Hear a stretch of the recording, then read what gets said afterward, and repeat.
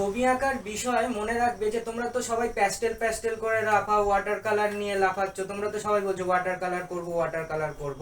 ছোটরা যারা আছে, যারা বড় হয়েছে তারা ওয়াটার কালার করছে। একটা কথা মাথায় রাখবে, যখনই তোমরা ছবি আঁকার জগতে আসছো বা ছবি আঁকা শিখছো, তোমাদের ফার্স্ট প্রায়োরিটি হচ্ছে পেন্সিল সেটিং। পেন্সিলের কাজটা আগে ভালো করে শিখতে হবে। যদি তোমরা পেন্সিলের কাজ ভালো করে না জানো তাহলে কিন্তু কোনো কাজই তোমরা করতে পারবে না। এবার পেন্সিল সেটিং এর ক্ষেত্রে কয়েকটা বিষয় মাথায় রাখতে হয়। আমরা তো পেন্সিলের কাজ করব, পেন্সিলের আগে কি আছে সেটা তো আমাকে বুঝতে হবে যে আমরা কি ব্যবহার করব। এখানে হচ্ছে এই একটা পয়েন্ট করলাম, তোমরা সবাই দেখো, তোমাদের ওটা কালার করতে হতে তোমরা দেখো, এই দুটো পয়েন্ট করলাম, ঠিক আছে? সবাই দেখো, সবারই জন্য আজকের ভিডিও। এই যে করছি দেখো, এখানে আমি যদি এ লিখি আর এখানে আমি বি লিখলাম, ঠিক আছে? এটা একটা পয়েন্ট, এটা একটা পয়েন্ট। এখান থেকে এখানে আসতে গেলে কি করতে হবে? একটা রেখা টানতে হবে, একটা লাইন টানতে হবে। আমি যদি এখান থেকে আসি, একটা লাইন টানলাম, ঠিক আছে? এই যে লাইনটা হলো, এই যে রেখা, এটাই ছবি আঁকার মূল বিষয়। এটা যেমন স্ট্রেট আছে, এটাকে আমরা কি বলবো? সরল রেখা। আবার যদি এই এ পয়েন্ট থেকে বি পয়েন্টে আমরা যদি আসি, কিন্তু এই আশাটা হচ্ছে এইভাবে, তাহলে এটাকে আমরা কি বলবো? বক্ররেখা, ঠিক আছে? বক্ররেখা বলে। এই দুটো রেখা নিয়ে কাজ সমস্ত রকমের, ঠিক আছে? হ্যাঁ, বোথ সাইড কালার, এটাকে বলা হয় বক্ররেখা।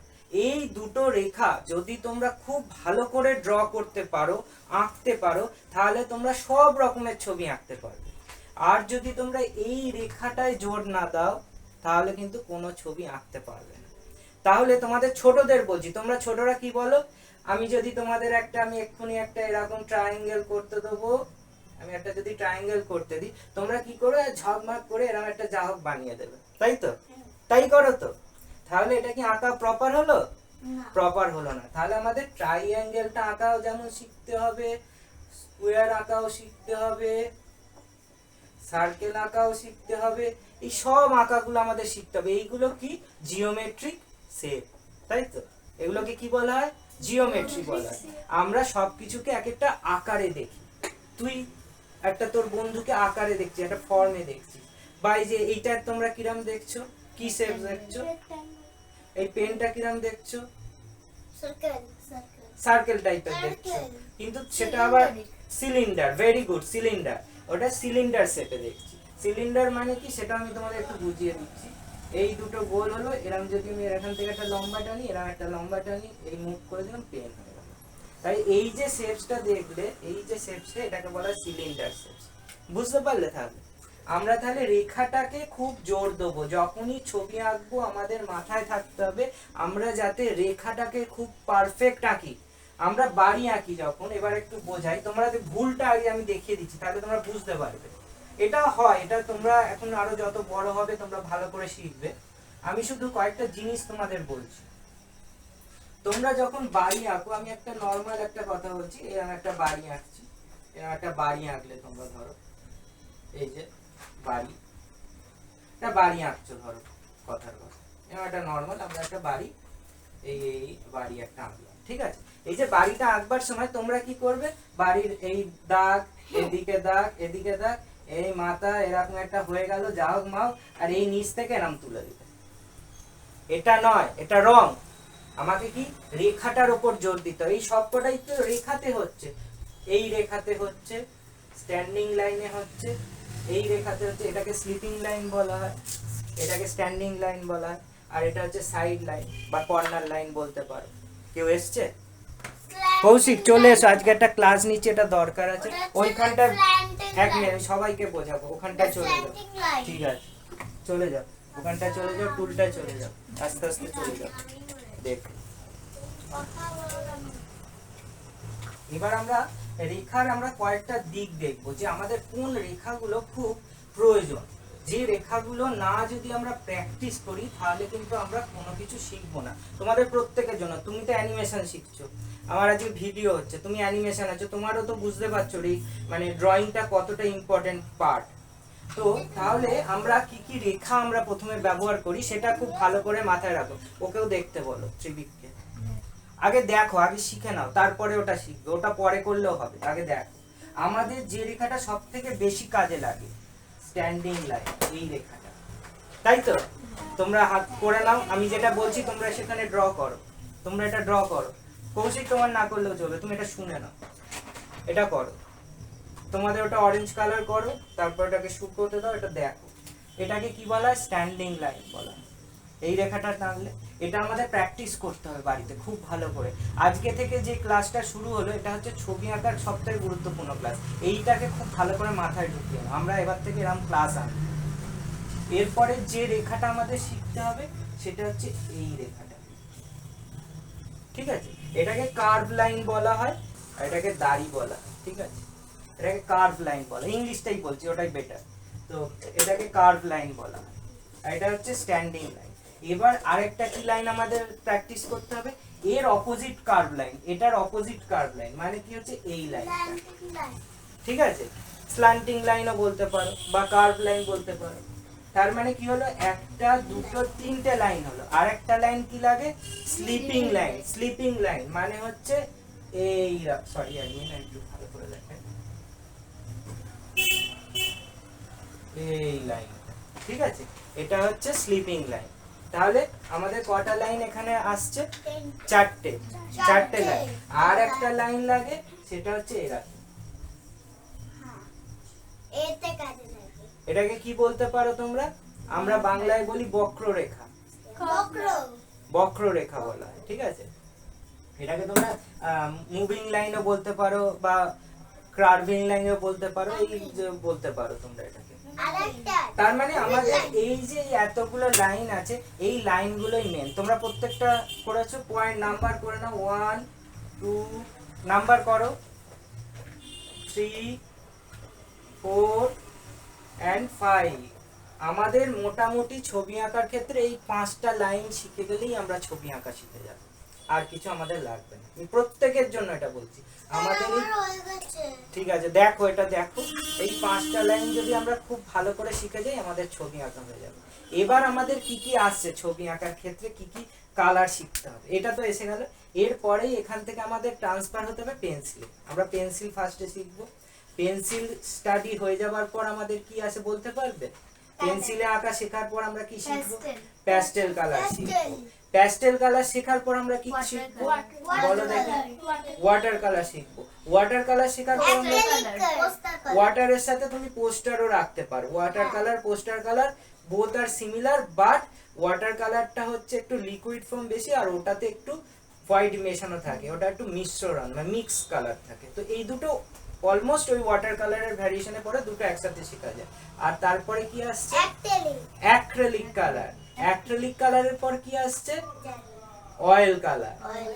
এই সব কটাকে আবার যদি মিশিয়ে আমরা কালার করি, এই সব কটাকে মিশিয়েও কালার করা যায়, তখন সেটাকে কি বলা হয়? মিক্স মিডিয়া বলা হয়। মিক্স মিডিয়া, বুঝতে পারলে ব্যাপারটা? তাহলে ক্লিয়ার হলো তো? তাহলে আমাদের প্রথমে কি শিখতে হবে? পেন্সিলের কাজটা খুব ভালো করে শিখতে হবে। পেন্সিলটা হচ্ছে সবথেকে শুরু ছবি আঁকার ক্ষেত্রে। এই পেন্সিলের কাজ যদি আমরা খুব ভালো করে শিখে যাই, তাহলে আমাদের কোনো প্রবলেম হবে না আঁকার ক্ষেত্রে। এবার আমরা বলি, আমরা খুব ছোট ছোট সিম্পল অবজেক্ট দিয়ে পেন্সিল স্টাডিটা শিখবো। আমি বলে দিচ্ছি, ধরো একটা ছোট্ট একটা, জাস্ট আমি তোমাদের এটা বোঝাবার জন্য আমি জাস্ট একটা রাফ ড্রয়িং করছি। হ্যাঁ, আমি ধরো একটা অ্যাপেলের মতো এটা জাস্ট করলাম। এই যে অ্যাপেলটা হলো, আমি একটু আগে তোমাদের বুঝিয়েছি, আরেকবার তাও বলছি। এই যে অ্যাপেলটা হলো, এই অ্যাপেলটা আমরা শেডিং দেবো তো। তাহলে কোন দিকে তুমি শেডিং দেবে? তোমার তো তোমরা হলে কি করে পুরো একদম ডার্ক হয়ে যাবে। তো তোমরা যদি দাও শেডিংটা, কিন্তু এটা তো করলে হবে না, আমার কোথাও হালকা করতে হবে, কোথাও ডার্ক করতে হবে।